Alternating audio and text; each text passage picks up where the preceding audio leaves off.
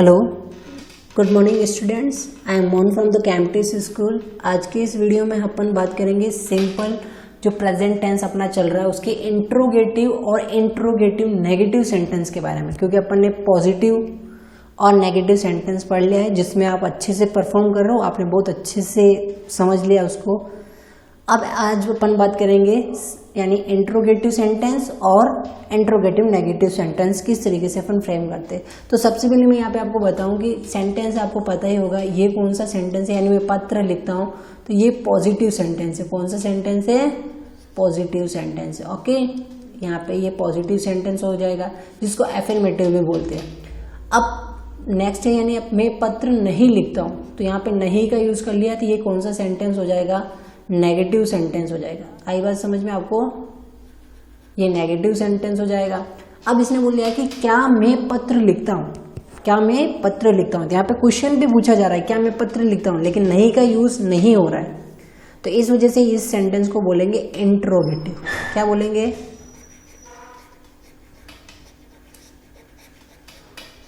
Okay, ये हो जाएगा interrogative.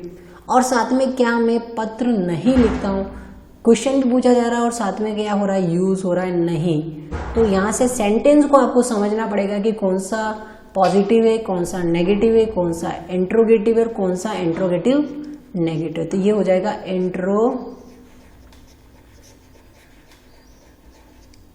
Interrogative negative. Okay,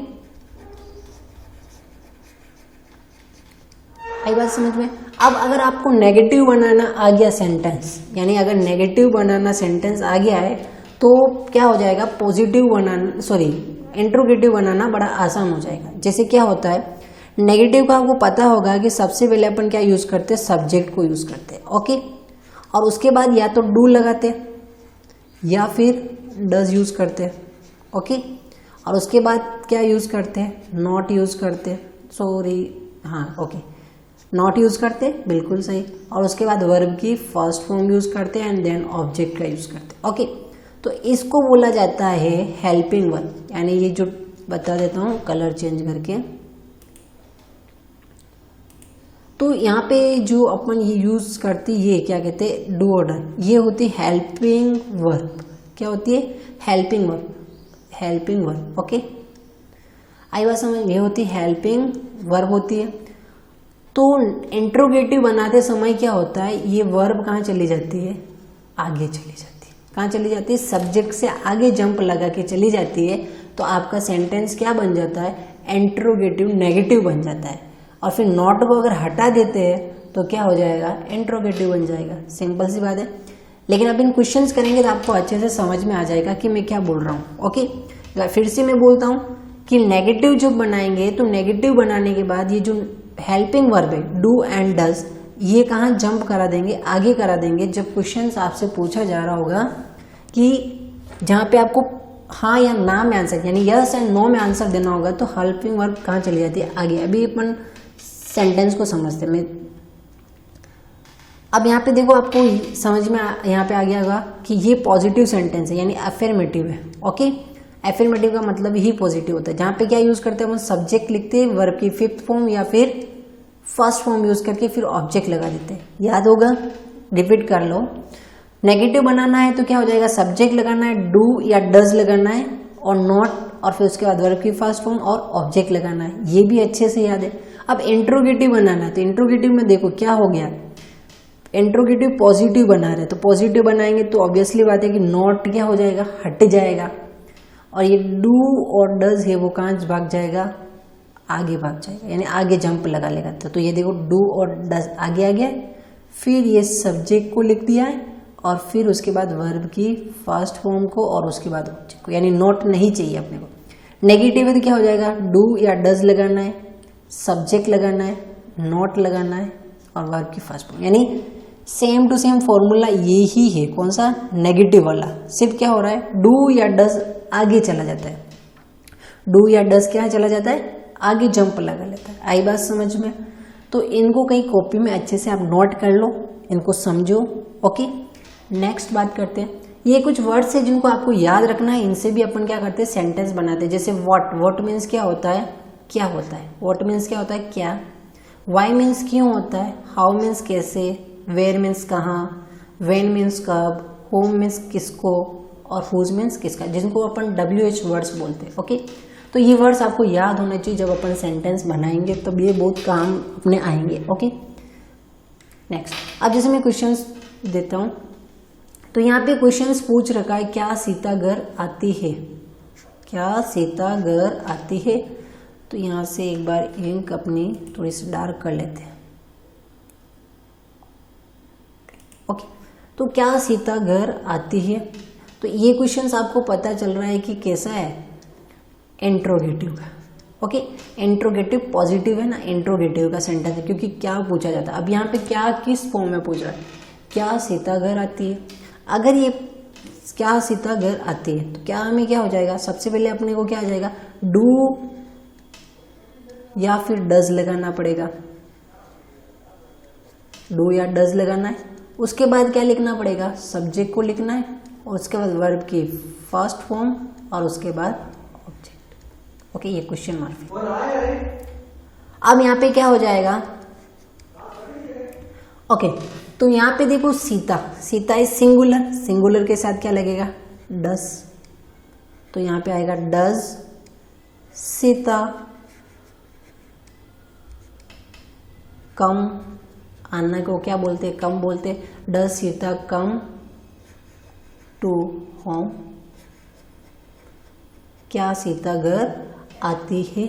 okay, तो ये हो गया डज, यानी हेल्पिंग वर्ब से स्टार्ट हो रहा है, हेल्पिंग वर्ब से स्टार्ट। अब आप कहोगे सर क्या के लिए आपने यहाँ पे व्हाट यूज क्यों नहीं किया, तो मैं कहूँगा व्हाट यूज नहीं किया, डज से स्टार्ट हो रहा है, इसका मतलब क्या हो रहा है, आंसर आपको यस एंड नो में आंसर देना। अगर मैं यहाँ पे इसके आगे वॉट लगा देते, मान लो इसके आगे वॉट लगा देते, what does Sita came to home, क्या सीता घर आती है, तो उस कंडीशन में क्या होता है कि पूरा ब्रीफ में आंसर देना पड़ता है, ब्रीफ मतलब पूरा विस्तार से आंसर देना पड़ता है। लेकिन जब कोई हेल्पिंग वर्ब से अगर क्वेश्चन स्टार्ट होता है तो उस कंडीशन में क्या होता है कि आपको यस एंड नो में आंसर देना है। जैसे यहाँ पे पूछा है does Sita come to home, क्या सीता घर आती है, तो आती है तो हाँ बोलेंगे, नहीं आती तो नहीं बोलेंगे, यानी यस एंड नो में आंसर चाहिए अपने को। तो कहीं पे भी अगर आपका क्वेश्चन हेल्पिंग वर्ड से स्टार्ट हो रहा है तो इसका मतलब क्या हो रहा है कि वहां पे आपको यस एंड नो में आंसर देना है। बात समझ में आ गई। अब यहाँ पे नेगेटिव है, क्या सीता घर नहीं आती है। देखो मैंने एक ही सेंटेंस को हर एक फॉर्म में बता रखा है, यानी उसका नेगेटिव वही सेम, क्या सीता घर नहीं आती है, तो वही वाली बात कि यहाँ पे आपको क्या लगाना है, डू या फिर डज का यूज करना है, फिर उसके बाद सब्जेक्ट लगाना है, और वर्ब की फर्स्ट फॉर्म आती है ना यहाँ पे, तो उससे पहले सिर्फ नॉट यूज करना है क्योंकि नहीं के लिए, और उसके बाद वर्ब की फर्स्ट फॉर्म एंड ऑब्जेक्ट। तो यहाँ पे आ जाएगा डज। डज क्यों आएगा, क्योंकि Sita is singular. Does Sita not come to home. Okay, तो यहाँ पे हो रहा है क्या सीता घर नहीं आती है, तो अपन कहेंगे नहीं या यस। क्यों, क्योंकि हेल्पिंग वर्ब से स्टार्ट हो रहा है। आई बात समझ में। अब अगली बात करते, सीता घर कैसे आती है। ओके, सीता घर कैसे आती है, तो यहाँ पे देखो सबसे पहले क्या होगा, स्टार्ट तो इसी तरीके से होगा, डज, ये इस तरीके से ये बना लेंगे। यहाँ पे अपन बनाएंगे does Sita come to home. इसका मतलब हो रहा है क्या सीता घर आती है। लेकिन अगर इसके आगे अपन हेल्प यानी वर्ब चेंज कर, यानी इसके आगे मतलब यानी WH वर्ड चेंज करने, सिर्फ क्या चेंज करना है, WH वर्ड चेंज करते तो इसके क्वेश्चंस यानी चेंज होते जाएंगे। कैसे चेंज होंगे, अगर WH वर्ड अपन ने लगा दिया वाई, यहाँ पे इसका लगा दिया कि why does Sita came to home, तो इसका मतलब हो जाएगा कि सीता घर क्यों आती है। अगर अपन ने लगा दिया how does Sita came to home, तो इसका क्वेश्चन बनेगा सीता घर कैसे आती है। आई बात समझ। अगर वाई लगा दिया तो क्या हो जाएगा, why does Sita came to home, तो क्वेश्चन बन जाएगा सीता घर क्यों आती, क्योंकि वाई का क्या होता है, क्यों होता है। हाउ का मतलब क्या होता है, कैसे होता है, ठीक है। या फिर अगर इसके आगे अपने लगा दिया व्हेन, क्या लगा दिया, when does Sita came to home, तो क्वेश्चन बन जाएगा सीता घर कब आती है।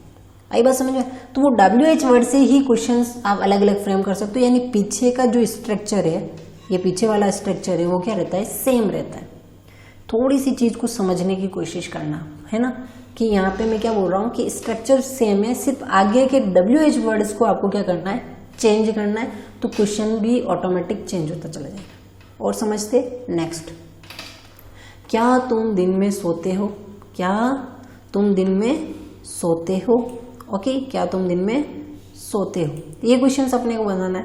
तो देखिए क्या, यानी ये क्या है, यू, और यू के साथ आपको पता है डू यूज करते हैं, क्या यूज करते हैं, या तो आपको पता है ना, या तो डू लगेगा या फिर डज लगेगा, और उसके बाद क्या लगाना है, सब्जेक्ट लगाना है, उसके बाद क्या लगाना है, वर्ब की फर्स्ट फॉर्म लगानी है, उसके बाद ऑब्जेक्ट लगा देना है। अब डू लगेगा, क्यों, क्योंकि यू के साथ तो डू ही यूज होता है ना, तो डू, और सब्जेक्ट क्या है, यू, डू यू, सोने को क्या बोलते हैं, sleep, do you sleep, SLEEP, sleep in day. तो ये क्वेश्चन बन गया, क्या तुम दिन में सोते हो, do you sleep in day, यानी स्लीप इन डे। तो यहाँ पे क्या, तुम दिन में सोते हो, यस एंड नो में आंसर आएगा, क्यों, क्योंकि हेल्पिंग वर्ब से स्टार्ट हो रहा है, ओके। यहाँ पे बात समझो, क्या तुम दिन में नहीं सोते हो, इसी का ही एक नेगेटिव फॉर्म है, यानी क्वेश्चन तो पूछा जा रहा है लेकिन नेगेटिव है, तो क्या आ जाएगा, डू यू नॉट, सिर्फ यहाँ पे बीच में क्या लगाना है, नॉट लगाना है, do you not sleep in day, okay. तो यहाँ पे क्वेश्चंस बन गया, do you not sleep in the day, क्या तुम दिन में नहीं सोते हो, नो, मैं नहीं सोता, ओके, नो, या यस, सोते हो तो यस, सिर्फ यस एंड नो में आंसर देना। अब यहाँ पे क्वेश्चन पूछा है, तुम दिन में क्यों सोते हो, तुम दिन में क्यों सोते हो, तो सबसे ये पहले बताओ कि दिन में, क्या तुम दिन में सोते हो, इसका क्या बनेगा, तो इसका बनेगा ऊपर वाला ही, यानी do you sleep in day, okay, do you sleep in day, क्या तुम दिन में सोते हो। अब इसने बोला क्यों सोते हो, तो ये इसके आगे क्या लगाना है, why do you sleep in day, तुम दिन में क्यों सोते हो। अगर तुमने बोला, इसने क्वेश्चन बोला कि दिन में कब सोते हो, तुम दिन में कब सोते हो, तो व्हेन लगा लेंगे अपन, दिन में कब सोते हो, क्यों सोते हो, कहाँ सोते हो, तो कहाँ सोते हो, तो इस तरीके से वेयर लगा सकते हैं, तो इस तरीके से चेंज हो जाएंगे। प्रैक्टिस में जब करेंगे तो आपको और अच्छे से समझ में आ जाएगा। क्या शीतल स्कूल जाती है, क्या सीता स्कूल जाती है, तो शीतल इज सिंगुलर, तो सिंगुलर है तो क्या लगाएंगे अपन, डज लगाएंगे, क्या लगा देंगे, does.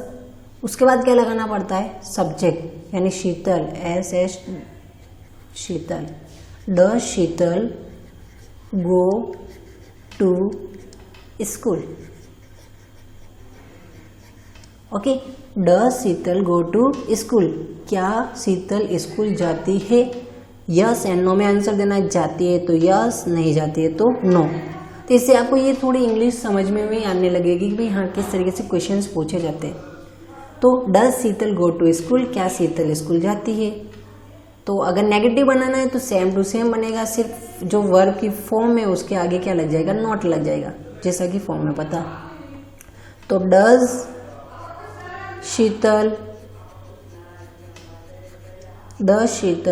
Not go to school, okay. Does Sheetal not go to school, क्या शीतल स्कूल नहीं जाती है, इसका क्वेश्चन बन रहा है, ओके।